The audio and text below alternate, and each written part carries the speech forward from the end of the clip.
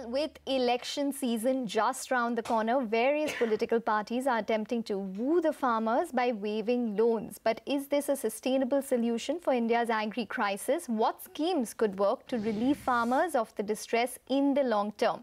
Lata Venkatesh spoke to Montek Singh Ahluwalia, former Deputy Chairman of the Planning Commission. Listen in to what he had to say. Everybody knows that we need to do something for the excluded population. And different people come up with different suggestions. And I mean, one possibility is that in a manifesto, all these suggestions will be put together.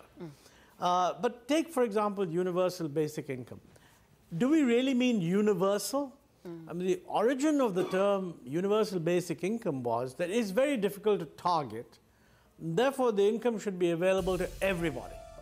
Now, frankly, if you provide any kind of reasonable basic income to everybody, you will need about 10% of GDP. Yeah.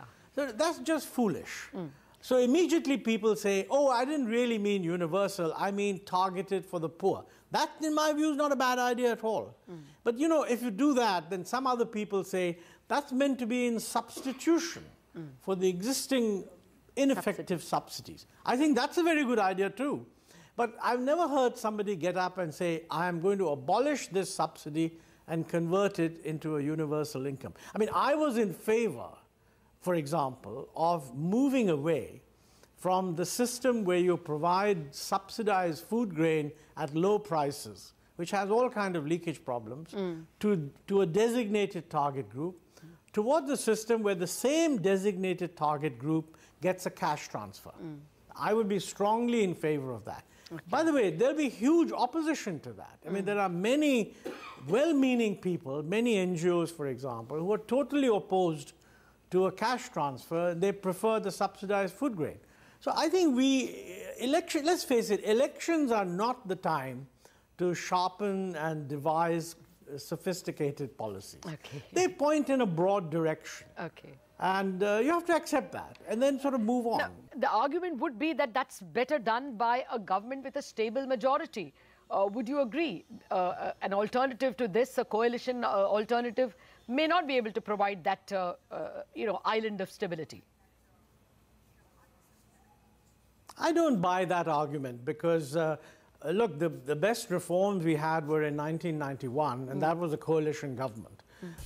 Since then, we've had coalition governments. The Vajpayee government was a coalition government. The UPA was a coalition government. And this is the period when India moved from being regarded as a poor performer to being regarded as a strong performer. So the proposition that coalition governments will not and cannot deliver good results is simply not true. Okay. What is important is that whatever government we have, it should have a clear sense of what the policies are that is going to follow. And I think that's what we need to focus on, not whether it's a coalition or not a coalition. Okay, always good to listen to Montek Singh Ahluwalia, speaking with my colleague Lata Venkatesh. Just taking a break, but let's put up Jet for a quick bit. I mean, it's down almost 8% now. I think it's going back to the day's low, which was, 269 was a low. We're at about 271, 272. So there is another leg down, which we've seen. We take a quick break here. We come back. F&O Trades, Yogesh Mehta, Vice President, Equity Advisory, Motilal Oswal, with those in just a bit.